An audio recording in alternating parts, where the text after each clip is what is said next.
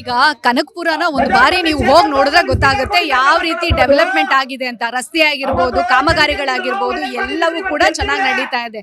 Medical ಕಾಲೇಜ್ನು ತಗೊಂಡ್ ಬರ್ಬೇಕು ಅನ್ನೋ ಕೆಲಸನ ಅಲ್ಲಿ ಮಾಡ್ತದೆ. ಕನಕಪುರದ ಬಗ್ಗೆ ಮಾತಾಡೋದಕ್ಕೆ ಬೇಡ.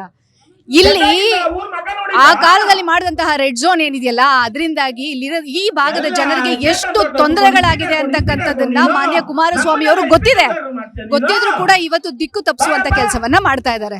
ರೆಡ್ ಝೋನ್ ಅಂತಕ್ಕಂಥದ್ದು ಆದ ನಂತರ ಬೆಲೆ ಏನಿರುತ್ತೆ, SRS ವ್ಯಾಲ್ಯೂ ಏನಿತ್ತು ಆ ಟೈಮಲ್ಲಿ, ಭೂಮಿಯ ಬೆಲೆ ಏನಿತ್ತು, ಇವತ್ತಿನ ದಿನ ಭೂಮಿಯ ಬೆಲೆಗೆ ಯಾವ ರೀತಿಯಾಗಿ ಅವರು ಕೊಟ್ಟಿದ್ದಾರೆ ಪರಿಹಾರನ.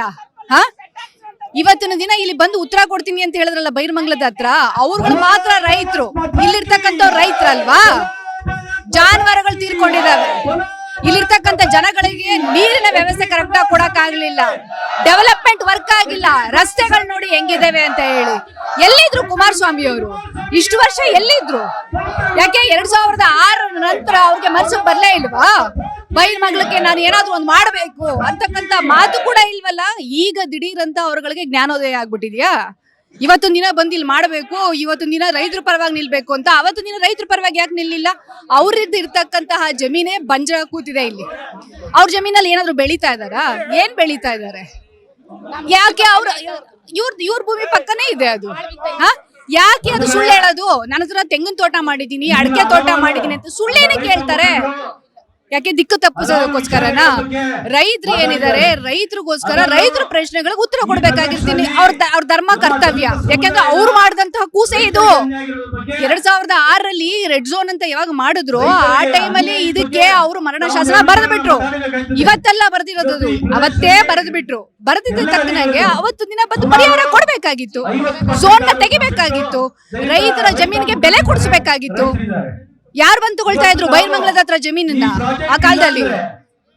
ಈಗ ಲಕ್ಷದಲ್ಲಿ ಇರ್ತಕ್ಕಂಥವ್ರಿಗೆ ಕೋಟಿ ಪರಿಹಾರ ಕೊಟ್ಟು ಅವರ ಮನೆಯನ್ನ ಒಂದು ಆಸರೆಯಾಗಿ, ಅವ್ರ ಮನೆಯವರಿಗೆ ಮಂದಿಗಳಿಗೆಲ್ಲರಿಗೂ ಒಂದು ಆಸರೆ ಆಗ್ತಾ ಇರ್ತಕ್ಕಂಥ GBD ಏನಿದೆ, ಒಂದು ಟೌನ್ಶಿಪ್ ಏನಿದೆ, ಅದ್ರ ವಿರುದ್ಧವಾಗಿ ಇವತ್ತು ನಿಂತಿದಾರಲ್ಲ. ಬನ್ನಿ ಸ್ವಾಮಿ, ತಮಗೆ ಏನಿದೆ ಪ್ರಶ್ನೆಗಳು, ನಮ್ಗೆ ಏನಿದೆ ಪ್ರಶ್ನೆಗಳು, ಅದಕ್ಕೆ ಉತ್ತರ ಕೊಡಿ. ಅದ್ರ ಜೊತೆಗೆ ನೀವು ಪರಿಹಾರ ಹೇಳಿ. ಈಗಲ್ಲ ಈಗ ಮಾಡೋಣ ಅನ್ನೋ ಪರಿಹಾರ ಹೇಳಿ. ಅದನ್ನ ಬಿಟ್ಟು ರೈತರ ಮಧ್ಯದಲ್ಲೇ ತಂದಿಟ್ಟು ಅವ್ರ ರೈತರಲ್ಲ ಇವ್ರ ರೈತರು ಅಂತ ಹೇಳ್ತಕ್ಕಂತಹ ಮಾತುಗಳು ಎಷ್ಟು ಸರಿ? ಅವರು DK ಶಿವಕುಮಾರ್ ಅವ್ರನ್ನ ಬನ್ನಿ ನೇರವಾಗಿ ಚರ್ಚೆ ಮಾಡೋಣ ಚರ್ಚೆ ಕರೀತಾ ಇದ್ದಾರೆ. ಪ್ರಥಮ ಬಾರಿಗೆ ಕರೆದಿದ್ದು ಚರ್ಚೆಗೆ ಯಾರನ್ನ ಕರೆದಿದ್ದು? DK ಶಿವಕುಮಾರ್ ಅವರು ಕುಮಾರಸ್ವಾಮಿ ಅವ್ರನ್ನ ಕರೆದಂತಹ ಸಂದರ್ಭದಲ್ಲಿ ಅವ್ರು ಕರೆಕ್ಟ್ ಆಗಿ ಮಾತುಕತೆ ನಡೆಸುವಂತಹ ಉದ್ದೇಶವೇ ಇದ್ದಿದ್ರೆ ವಿಧಾನಸೌಧದಲ್ಲೇ ಕೂತ್ಕೊಂಡು ಮಾತಾಡ್ಬೋದಾಗಿತ್ತು. ಕರೆಸ್ಲಿ ಒಂದಷ್ಟು ಜನ ರೈತರನ್ನ, ಈ ಭಾಗದಲ್ಲಿ ಇರ್ತಕ್ಕಂತಹ ಪರ ವಿರೋಧವಾಗಿರ್ತಕ್ಕಂಥ ರೈತನು ಕರೆಸಬಹುದಾಗಿತ್ತಲ್ಲ ವಿಧಾನಸೌಧಕ್ಕೇನೇನೆ. ಇಲ್ಲಿ ಬರುವ ಉದ್ದೇಶ ಏನಿದೆ? ಆ ಉದ್ದೇಶದಿಂದ ಇಂದಿನ ಒಂದು ಆಲೋಚನೆ ಏನಿದೆ? ಇಲ್ಲಿ ಗಲಾಟೆ ಸೃಷ್ಟಿ ಮಾಡಬೇಕು, ವಿರೋಧ ವ್ಯಕ್ತಪಡಿಸಬೇಕು, ರೈತರ ಮಧ್ಯದಲ್ಲಿ ತಂದಿಡಬೇಕು. ಯಾಕೆಂದ್ರೆ ಒಂದೇ ಊರಿನವರು ಎರಡು ಪರ ವಿರೋಧ ಇದ್ದಾಗ ಅದು ಸರ್ವೇ ಸಾಮಾನ್ಯ ಅಲ್ವಾ? ಅಲ್ಲೇ ಮಾತಾಡ್ಬೋದಾಗಿತ್ತಲ್ಲ ವಿಧಾನಸೌಧದಲ್ಲಿ. ಇದೇ ಮಾತನ್ನ ಅಲ್ಲೇ ಮಾತಾಡ್ಬೋದಾಗಿತ್ತಲ್ಲ. ಯಾಕೆ ಇಲ್ಲಿಗೆ ಬರಬೇಕಾಗಿರೋ ಅವಶ್ಯಕತೆ ಏನಿತ್ತು? ಇದನ್ನ ಹೋರಾಟ ಮಾಡಬೇಕು ಅನ್ನೋ ಉದ್ದೇಶ ಅವರಲ್ಲಿ ಇದೆಯಾ ಹೊರತು ಒಂದು ಪರಿಹಾರ ಕೊಡ್ಬೇಕು ಅನ್ನೋ ಉದ್ದೇಶ ಇಲ್ವಲ್ಲ. ಇದೇ ಮಾಡಿ 20 ವರ್ಷದಿಂದ ಅವ್ರ ತಲೆ ಮೇಲೆ ಕಲ್ಲು ಹಾಕಿದ್ರು, ತಿನ್ನೋ ಅನ್ನಕ್ಕೆ ಮಣ್ಣು ಹಾಕಿದ್ರು. ಇವತ್ತಿನ ದಿನ ಇವ್ರು ಇಲ್ಲಿಗೆ ಬಂದು ಇವ್ರುಗಳಿಗೆ ಏನಿದೆ ಪರಿಹಾರನ ಕೂತು ಮಾತಾಡ್ಬೋದಲ್ಲ. ಇದಾಗಲ್ಲ, ಇದನ್ನ ಮಾಡಿ, ರೈತರಿಗೆ ಈ ಪರಿಹಾರ ಸಾಕಾಗಲ್ಲ, ಇದನ್ನ ಮಾಡಿ ಹೇಳ್ಬೋದಾಗಿತ್ತಲ್ಲ. ಅಲ್ಲ, ಮಾಡ್ಬೋದಾಗಿತ್ತಲ್ಲ. ಈ ಪರಿಹಾರ ಬೇಡ, ಹೋಗ್ಲಿ ಉದ್ಯೋಗ ಅವಕಾಶಗಳನ್ನ ಮಾಡ್ಕೊಡಿ. ಒಂದು ನಿಮ್ಗೂ ಗೊತ್ತಿದೆ, ಒಂದು ಅಭಿವೃದ್ಧಿ ಕಾರ್ಯ ಆದಾಗ ಆ ಕಂಪ್ಲೀಟ್ ಏರಿಯಾದಲ್ಲಿ ಏನಿದೆ, ರಸ್ತೆಗಳಾಗಿರಬಹುದು, ಕುಡಿಯುವ ನೀರಿನ ವ್ಯವಸ್ಥೆ ಆಗಿರಬಹುದು, ಅಥವಾ ಮಕ್ಕಳುಗಳಿಗೆ ಉದ್ಯೋಗದ ಅವಕಾಶಗಳಾಗಿರಬಹುದು, ಶೈಕ್ಷಣಿಕವಾಗಿ ಅವ್ರಿಗೆ ಅಭಿವೃದ್ಧಿ ಆಗಿರ್ತಕ್ಕಂಥದ್ದಾಗಿರ್ಬೋದು, ಎಲ್ಲವೂ ಆಗತ್ತೆ. ಆ ವಿಚಾರಗಳನ್ನ ಮಾತಾಡ್ಲಿ ಕೂತ್ಕೊಂಡು ಅಲ್ವಾ? 1 ಎಕರೆಗೆ 50% ಕೊಡ್ತಾರಲ್ಲ, ಅದು 8 ಕೋಟಿಗೆ ಆಗುತ್ತಲ್ವಾ? 1 ಎಕರೆ ಬಂದು ಅರ್ಧ ಮಾರ್ಕೊಂತೀವಿ, ಅರ್ಧ ಸೈಟ್ ಕೊಡ್ತಾರಲ್ಲ, ಬಡವ್ರಿಗೆ ಅನುಕೂಲ ಅಲ್ವಾ? 1 ಎಕರೆ ಜಮೀನ್ ಇರೋನ್ಗೆ 8 ಸೈಟ್ ಆದಾಗ ನಾಳೆ ದಿನ 1 ಕೋಟಿ ಆಗುತ್ತೆ ಒಂದ್ ಸೈಟ್. ಅದು 8 ಕೋಟಿ ಆಗ್ಲಿಲ್ವಾ? ಬಡವ ಬದುಕ್ಲಿಲ್ವಾ? ನೀವ್ ಯಾಕೆ ಅದನ್ನ ನ್ಯಾಯ ಮಾಡಕ್ಕೆ ತಡೆಗರ್ತಾ ಇದ್ದೀರಿ ಸ್ವಾಮಿ?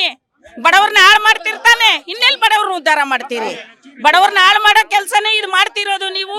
ಓಟಿಗೆ ಬೇಳೆ ಬೇಯಿಸ್ಕೊಳ್ಳೋಕ್ಕೋಸ್ಕರ, ಓಟ್ ಗೆಲ್ಲಕ್ಕೋಸ್ಕರ ನೀನ್ ಮುಖ್ಯಮಂತ್ರಿ ಆಗ್ಬೇಕು, ಪ್ರಧಾನಿ ಆಗ್ಬೇಕು, ಬಡವ್ರು ಹಾಳಾಗಿ ಹೋಗ್ಬೇಕು. ಇದು ನಿಮಗೆ ನ್ಯಾಯನಾ? ಇದು ಬಡವ್ರ ಕಣ್ಣೀರು ಒರ್ಸೋದಾ? ಅದನ್ನೆಲ್ಲ ದಯಮಾಡಿ ನೀವು ಇದನ್ನೆಲ್ಲ ಹೊರತಟ್ಟಿ ನ್ಯಾಯವಾಗಿ ಬಂದು ರೈತರನ್ನ ಕಷ್ಟ ಸುಖ ಕೇಳಿ ನ್ಯಾಯವಾಗಿ ಬನ್ನಿ. ಇದು ಬಿಟ್ಬಿಟ್ಟು 20% ಬಿಟ್ಬಿಟ್ಟು ಹೊರಗಡೆಯವ್ರನ್ನೆಲ್ಲ 100 ಜನ ಬಸ್ಗಳಲ್ಲಿ ಮಂಡ್ಯ, ಮಳವಳ್ಳಿ, ಮದ್ದೂರು ಅಲ್ಲಿಂದ ಕರೆಸಿದಿರಿ ಬಸ್ಗಳಲ್ಲಿ.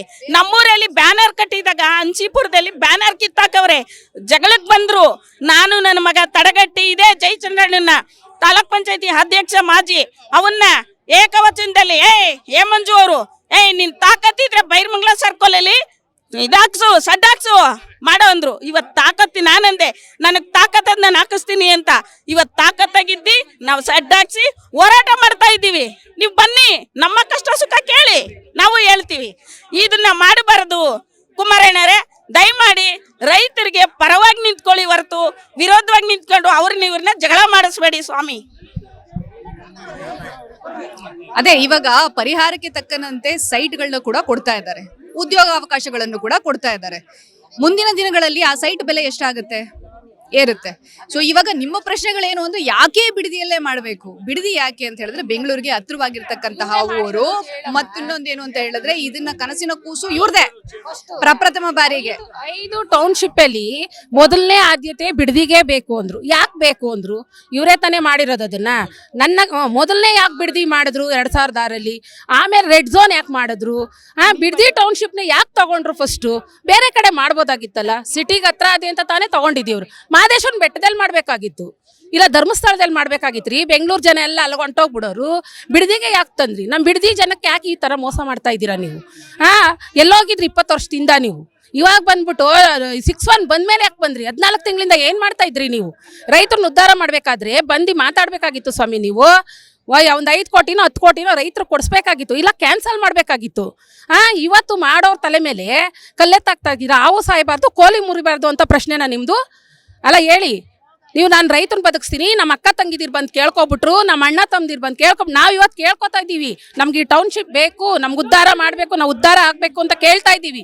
ನಮಗೆ ಮಾಡ್ಕೊಡಿ. ಕುಮಾರಸ್ವಾಮಿ ಅವ್ರ ಜಮೀನು ನಿಮ್ಮ ಜಮೀನ್ ಪಕ್ಕದಲ್ಲೇ ಇದೆ ಅಂತ ಹೇಳ್ತಾ ಇದ್ರಿ. ಏನೇನ್ ಮಾಡ್ತಾ ಇದಾರೆ ಅವ್ರ ಜಮೀನಲ್ಲಿ? ಎಷ್ಟಿದೆ ಅವ್ರ ಜಮೀನು? 36 ಎಕರೆ ಜಮೀನಿದೆ. ನಮ್ಮ ನಮ್ಮ ತಂದೆಯವ್ರ ಜಮೀನ್ ಪಕ್ಕನೇ ಐತೆ. ಎಲ್ಲ ಪಾಳ್ಬಿಟ್ಟಿದ್ದಾರೆ. ನಮ್ದು ಇಲ್ವೇ ಇಲ್ಲ ಅಂದ್ರು. ನನಗೆ ಗೊತ್ತೇ ಇಲ್ಲ ನಮ್ಮ ಹೆಂಡತಿ ತಗೊಂಡಿರೋದು ಅಂದ್ರು. ಈಗ ಹೆಂಡತಿ ತಗೊಂಡಿರೋದು ಗೊತ್ತಾಗೋಗ್ಬಿಟ್ಟೈತಿ. ಬಡವ್ರು ಕೊಡ್ತೀವಿ ಅಂದ್ರು. ಯಾರು? ನಿಖಿಲ್ ಕುಮಾರಸ್ವಾಮಿ ಅವರು. ನಮ್ಮ ತಾಯಿ ಏನನ್ನ ಅಲ್ಲಿ ತಗೊಂಡಿದ್ರೆ ನಾವು ಬಡವ್ರಿಗೆ ಹಂಚ್ಬಿಡ್ತೀವಿ ಅಂದ್ರು. ಹಂಚ್ಬಿಡ್ಲಿ ಸ್ವಾಮಿ ಬಡವ್ರಿಗೆ. ಇವರು ಈಗ ಆಯ್ತು ಸ್ವಾಮಿ, ಟೌನ್ಶಿಪ್ ನಿಲ್ಸ್ಬಿಡ್ಲಿ, ನಾವು ಹಸಿರು ಟವಲ್ ಹಾಕೊಂಡು ಅಲ್ಲೇ ಕುತ್ಕೊಬಿಡ್ತೀವಿ. ಅಲ್ಲೇ ಕುತ್ಕೊಬಿಡ್ತೀವಿ. ನಮ್ಮ ಪ್ರಾಬ್ಲಮ್, ನಾವು ಸಾಲ ಮಾಡ್ಕೊಂಡಿದೀವಿ, ನಮ್ಮ ಸಾಲ ಎಲ್ಲ ತೀರಿಸ್ಲಿ. ನಮ್ಗೆ ರೋಡ್ ಇಲ್ಲ, ರೋಡ್ ಮಾಡ್ಕೊಟ್ಬಿಡ್ಲಿ. ST/SC ಜನಾಂಗದವ್ರಿಗೆ ರಿಜಿಸ್ಟರ್ಗಳು ಆಯ್ತಾ ಇಲ್ಲ. ಎಲ್ಲಾರು ಸಮಾನ ಹಕ್ಕು ಅಂತಾರೆ, ಅವ್ರಿಗೂ ಸಮಾನ ಹಕ್ಕು ಮಾಡ್ಬಿಡ್ಲಿ. ST/SC ಜನಾಂಗದವ್ರಿಗೆಲ್ಲ ಸಮಾನ ಹಕ್ಕು ಮಾಡ್ಬಿಡ್ಲಿ. ಅವ್ರಿಗೂ ರಿಜಿಸ್ಟ್ರೇಷನ್ ಆಗಂಗ್ ಮಾಡ್ಬಿಡ್ಲಿ. ಅವರು ನಾಳೆನೆ ನಮ್ಮ ಅಕೌಂಟ್ಗೆಲ್ಲ RTGS ಮಾಡಿಸ್ಬಿಡ್ಲಿ. ಎಷ್ಟು ಸಾಲ ಅದು ಅಷ್ಟು ನಾವು ತಗೊಂಡಿರೋದು ಅವ್ರಿಗೆ ವಾಪಸ್ ಹಾಕ್ಬಿಡ್ತೀವಿ. ಇದಕ್ಕೆ ಗೌರ್ಮೆಂಟ್ಗೆ ನಾವು ವಾಪಸ್ ಹಾಕ್ಬಿಡ್ತೀವಿ. ಆದ್ರೂ ಪೇಕ್ ಚೆಕ್ ಅಂತ ಹೇಳವ್ರೆ. ಪಬ್ಲಿಕ್ ಎಲ್ಲಿ ಯಾರೀ ಪೇಕ್ ಚೆಕ್ ಕೊಡ್ತಾರೆ? ಇವ್ರು ಕೊಡ್ತಾರೇನ್ರಿ? ಇವ್ರು ಅಡ್ದಾರಿಲಿ ಹೋಗವ್ರ? ಆ ಮಾತು ಹೇಳ್ಬೇಕು ಅಂದ್ರೆ ಹೆಂಗ್ರಿ ಹೇಳ್ತಾರೆ ಇವರು? ನಾನೇ 1 ಕೋಟಿ ತಗೊಂಡಿದ್ದೀನಿ. ಶುಕ್ರವಾರ ಸಾಯಂಕಾಲ ಕೊಟ್ಟವ್ರೆ, ಶನಿವಾರ ಮಧ್ಯಾಹ್ನಕ್ಕೆ ನನ್ನ ಅಕೌಂಟ್ಗೆ RTGS ಬಂದದೆ. ಇಲ್ಲ ಅಂತ ಇವತ್ತು ಕೇಳ್ತಾವ್ರೆ ಎಲ್ಲರೂ. ಎಲ್ಲ ರೈತರಿಗೂ ಈ ತರ ಸುಳ್ಳು ಹಬ್ಬಿಸ್ತಾವ್ರೆ. ಇಲ್ಲ ಬಂದು ಮಾಡ್ಬೇಕು, ರೈತರಿಗೆ ಸುಳ್ಳಲ್ಲ ಹಬ್ಸೋದು. ಕುಮಾರಸ್ವಾಮಿ ಅವರು ಇಲ್ಲಿ ಜಗಳ ಚೊಂತ ಕೆಲಸ ಮಾಡ್ತಾ ಇದ್ದಾರೆ. ಹೌದು, ಅವರು ರಾಜಕೀಯಕ್ಕೆ. ನಾವು ಇವಾಗ ಹೋಗಿ ಅಲ್ಲಿ ಕುತ್ಕೊಬಿಡ್ತೀವಪ್ಪ. ನಮ್ಮ ರೈತರ ಸಮಸ್ಯೆ ಎಲ್ಲ ಕೇಳ್ಕೊಬಿಡ್ಲಿ. ರೈತರಿಗೆ ಏನೇ ಸಮಸ್ಯೆ ಇದೆ, ಸಾಲ ಅದೇ ಎಲ್ಲ ಅವ್ರ ಅಕೌಂಟಿಂದ ಹಾಕ್ಬಿಡ್ಲಿ. ನೆಕ್ಸ್ಟ್ ಮುಖ್ಯಮಂತ್ರಿ ಅವರೇ. ನಾವ್ ಇಲ್ಲಿ ಕೂತಿರೋರೆಲ್ಲ ಹೋಗ್ಬೇಕಾದ್ರೆ ಅಲ್ಲಿ ಕುತ್ಕೊಬಿಡ್ತೀವಿ. ಇದು ಮಾಡ್ಕೊಡ್ತಾರ, ನಮ್ಮ ರೆಡ್ ಝೋನ್ ತೆಗಿಸ್ಬಿಟ್ಟು ಆ ತರ ಮಾಡ್ಕೊಡ್ತಾರ. ನಮ್ಮ ಪ್ರಶ್ನೆಗೆ ಉತ್ತರ ಕೊಟ್ಬಿಟ್ಟು ಮುಂದಕ್ಕೆ ಹೋಗ್ಲಿ ಅವ್ರು. ಅಷ್ಟೇ ಸರ್ ನಾವು ಹೇಳೋದು. ರೈತರು ಸ್ವಚ್ಛ ಭಾರತ ಅಭಿಯಾನ ಅಂತ ಹೇಳ್ತಾರೆ. ನಮ್ಮ ಹೆಣ್ಮಕ್ಳುಗಳು ಹೊಸೂರವ್ರು ಹೇಳ್ತಾರಂತೆ, ಅವ್ರು ಮಾರ್ಕೊಬಿಟ್ಟವ್ರೆ, ಅವ್ರ ಮಕ್ಳಿಗೆ ಏನ್ ಕೊಡ್ತಾರೆ ಅಂತ. ನಮ್ಮ ಭೂಮಿ ನಮ್ಮಕ್ಕೂ ನಾವು ಮಾರ್ಕೊಡ್ತೀವಿ, ನಮ್ಮ ಅಕೌಂಟ್ಗೆ ಹಾಕೊಂಡಿದೀವಿ, ನಿಮ್ಮ ಅಕೌಂಟ್ಗೆ ಹಾಕಲ್ಲ. ನಿಮ್ಮ ಭೂಮಿ ನಿಮ್ಮಕ್ಕೂ, ನೀವು ಮಾಡ್ಕೊಂಡಿದ್ದೀರಾ, ನಿಮ್ ದುಡ್ಡು ನಮ್ಮ ಅಕೌಂಟ್ಗೆ ಹಾಕಲ್ಲ. ಇಷ್ಟ ಇದ್ರೆ ನೀವು ಕೊಡ್ಬೋದು, ಕಷ್ಟ ಆದ್ರೆ ಇರ್ಬೋದು.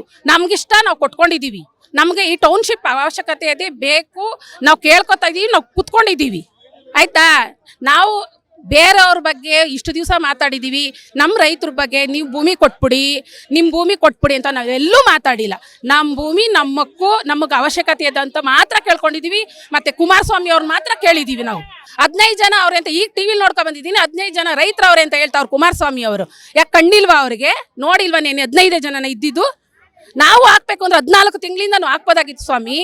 ನಮ್ಗೆ ನಾವೆಲ್ಲೇನೆ ಸರ್ಕಾರ ಏನ್ ಮಾಡುತ್ತೋ ನೋಡೋಣ. ಆ ಸರ್ಕಾರ ಏನ್ ಮಾಡುತ್ತೋ ಈ ಸರ್ಕಾರ ಏನ್ ಮಾಡುತ್ತೋ ಕುಮಾರಸ್ವಾಮಿ ಅವ್ರು ಬಂದು ಮಾತಾಡ್ಬೋದಾಗಿತ್ತಲ್ಲ 12 ತಿಂಗಳಲ್ಲೇನೆ ನಮ್ಮ ರೈತರಿಗೆ ಈ ತರ ಮಾಡ್ಬಿಟ್ಟಿದೆ ನಾನು ಮೋಸನ ನೀವಿಲ್ಲ ಅಂದ್ರೆ ಕ್ಯಾನ್ಸಲ್ ಮಾಡಿ ಎಲ್ಲರೂ ಸೇರಿ ಈ ಸರ್ಕಾರ ಆ ಸರ್ಕಾರ ಎಲ್ಲ ರೆಡ್ ಝೋನ್ ತೆಗಿಯೋಣ ನಮ್ಮ ರೈತರನ್ನ ಉದ್ಧಾರ ಮಾಡೋಣ ಇಲ್ಲ ಒಂದು 5 ಕೋಟಿನೋ 10 ಕೋಟಿನೋ ರೈತರಿಗೆ ಮಾಡೋಣ ಅಕ್ವೈರೇ ಬೇಡ ಅಂತ ಹೇಳ್ಬೋದಾಗಿತ್ತಲ್ಲ. ಆ ಥರ ಮಾಡಲ್ಲ ಇವರು ಬರ್ತಾರೆ ಇವ್ರು ಓಟ್ಗೋಸ್ಕರ ಈ ಥರ ಮಾಡ್ತಾರೆ.